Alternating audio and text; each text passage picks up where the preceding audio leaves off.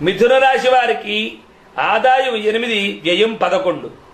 కర్కాటక రాశి వారికి ఆదాయం 2, వ్యయం 11. బాగా అప్పు చేస్తారు వీరు. సింహరాశి వారికి 5 ఆదాయం, ఖర్చు 5.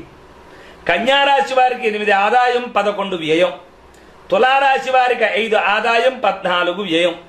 వృశ్చిక రాశి వారికి 11 ఆదాయం, 5 ఖర్చు. ధనస్సు రాశి వారికి 14 ఆదాయం, 11 ఖర్చు. మకర రాశి వారికి 2 ఆదాయం, 8 ఖర్చు. కుంభరాశి వారికి 2 ఆదాయం, 8 ఖర్చు. మీనరాశి వారికి 14 ఆదాయం, 11 ఖర్చు. ఇవి ఆదాయ వ్యయాలు. ఇక రాజపూజ్యావమానాలు చూద్దాం ఒకసారి. మేషరాశి వారికి 2 రాజపూజ్యత, 4 అవమానం. వృషభానికి 5, 4. మిథునానికి 1, 7. మొదట చెప్పేటువంటిది రాజపూజ్యం, తర్వాత చెప్పేటువంటి ఇంకా అవమానం. అలా లెక్కేసుకోండి. చేత మేషరాశి 2, 4, వృషభ రాశి 5, 4, మిథున రాశి 1, 7, కర్కాటక రాశి 4, 7, సింహరాశి 7, 7. రాజపూజ్య అవమానం సమానమే వీరికి. కన్యరాశి వారికి 3, 3. వీరికి సమానమే. తులారాశి వారికి 6, 3. వృశ్చిక రాశి వారికి 2, 6. ధనుస్సు రాశి వారికి 5, 6. అలాగే మకర రాశి వారికి 1, 2. కుంభరాశి వారికి 4, 2. మీనరాశి వారికి 7, 2. అవి రాజపూజ్య అవమానములు అంటారు. ఇకపోతే మనకు కావలసినటువంటి దాంట్లో ఇప్పుడు గోచార ఫలాలు, రాశి ఫలాలు, వాటి కోసం అలా చూస్తూ ఉంటాం. నా రాశి ఎప్పుడు వస్తుందా, ఏముందా, ఏం చెప్తారా అని మనం తెలుసుకుంటూ ఉంటాం. ప్రతి ఛానల్ యందు ఈవేళ ఉగాది తాలూకు ఫలితాలను చెప్తారు. అయితే ఇంత స్పష్టంగా ఎస్విసి ఇచ్చినంత ఎక్కువ సమయాన్ని, ఎక్కువ స్పష్టతని, ఎక్కువ రిజల్ట్ని ఇచ్చినటువంటిది చెప్పాలంటే తూర్పుగోదావరి జిల్లా ఎస్విసి ఛానల్ అనే చెప్పాలి. ఎంచేదంటే దీంట్లో నేను చెబుతున్నానని కాదు, ఈ సౌరమాన సిద్ధాంత ప్రకారంగా రిజల్ట్ ఏ సంవత్సరానికి ఆ సంవత్సరం తూనికి వేసి చూస్తారు, చెప్పింది కరెక్టా కాదా అని. అంచేత సౌరమాన సిద్ధాంత ప్రకారంగా గాయత్రీమాత అనుగ్రహంతో చెప్పేటువంటి యొక్క ఫలితాలు, సత్ఫలితాలు ఎంతవరకు యథాతథం జరిగాయి గనక, ఇక మీరు పీఠానికి వచ్చినట్లయితే నిరుడు ఏమి జరిగింది, ఈ సంవత్సరం ఏం జరగబోతోందో కూడా మీకు, ఎప్పుడు ఏం జరిగిందో కూడా, జరిగినవెంత జరగనవెంత అవి కూడా మీకు నిరూపణ చేయడం జరుగుతుంది. వెదురుపాక గాయత్రి ఆస్థానం, రాయవరం మండలం వెదురుపాక, తూర్పుగోదావరి జిల్లాకు వస్తే మీకు ఇంకా పూర్తిగా ఇందులో పూర్తిగా అందించలేకపోవచ్చు.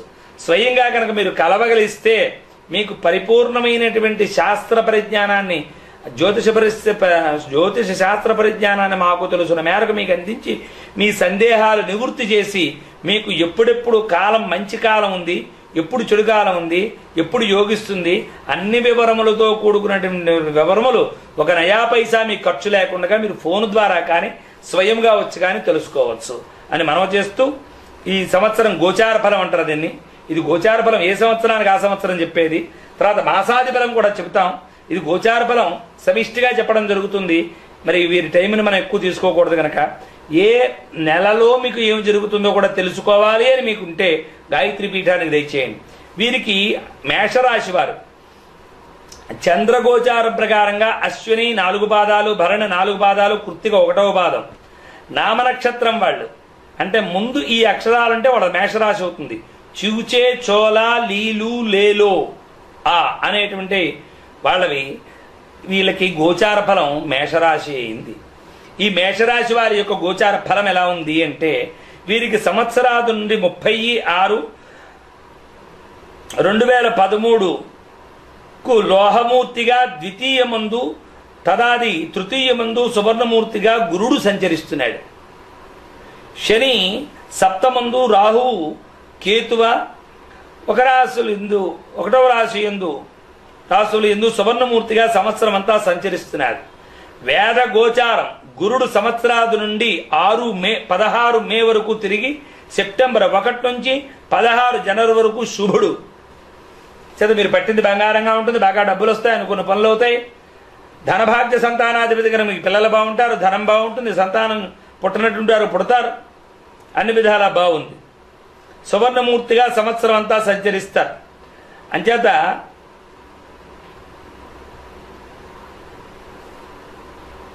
సెప్టెంబర్ 1 నుండి 16 జనవరి వరకు శుభుడు. శని సెప్టెంబర్ 1 నుండి జనవరి 16 వరకు పాపి.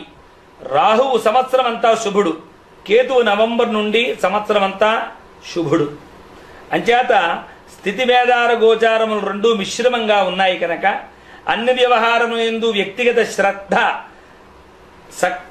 సక్తలు అవసరం. బాగా ఏ పని ఎందైనా మీకు శ్రద్ధ చేయడం, శ్రద్ధాశక్తులు యందు ఉండడం, ఆసక్తి శ్రద్ధ ఆసక్తి కలిగి ఉండడం మంచిది.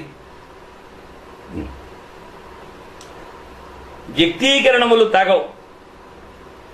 మీరొక్కరూ ఏ పని చేయరాదు. ఆదాయ వ్యయములు సరిపడినట్లుగా విద్యార్థులకు వ్యాసాంగములు తత్ఫలితములు మధ్య తృప్తినివ్వగలవు, అనుమానమేమీ లేదు.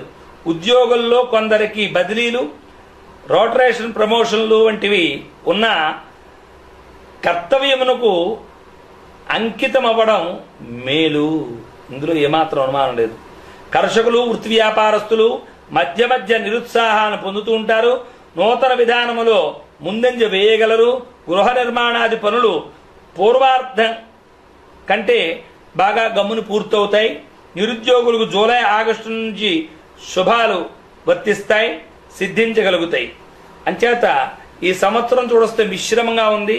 మీరు చేసే ప్రతి పని యందు శ్రద్ధ వహించి జాగ్రత్తగా చేసినట్లయితే మీకు ఈ సంవత్సరం అన్ని రకములుగా కూడా బాగుంటుందనే చెప్పచ్చు. ఇక వృషభ రాశి వారు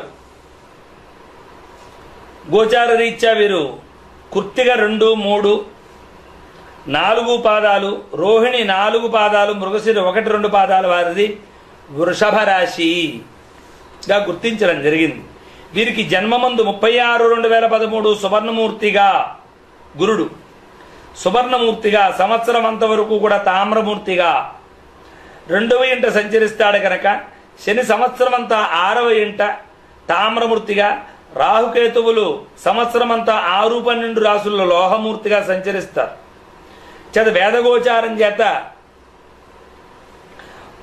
1 సెప్టెంబర్ నుండి 21 ఫిబ్రవరి వరకు కూడా గురుడు శుభుడు, రాహుకేతువులు సంవత్సరం అంతా పాపులు. చాలా జాగ్రత్తగా ఉండవలసినటువంటి కాలం.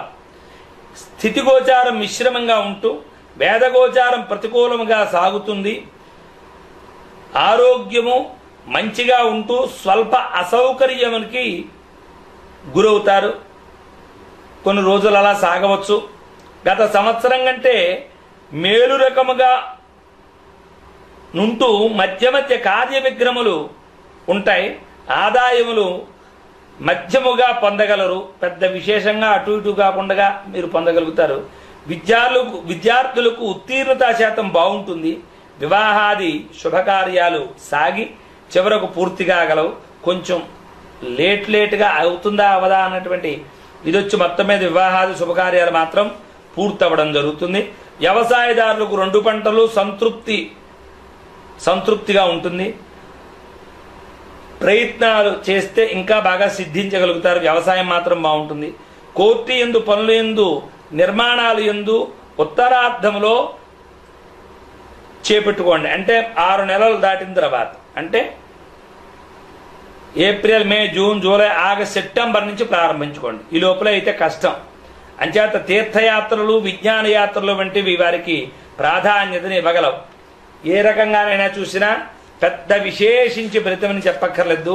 ఓ మాదిరిగా ఉందని మీ యొక్క వేద గోచార ఫలాలు, వేద గోచార ఫలం వేరు, వేద పరంగా వేరు. గోచార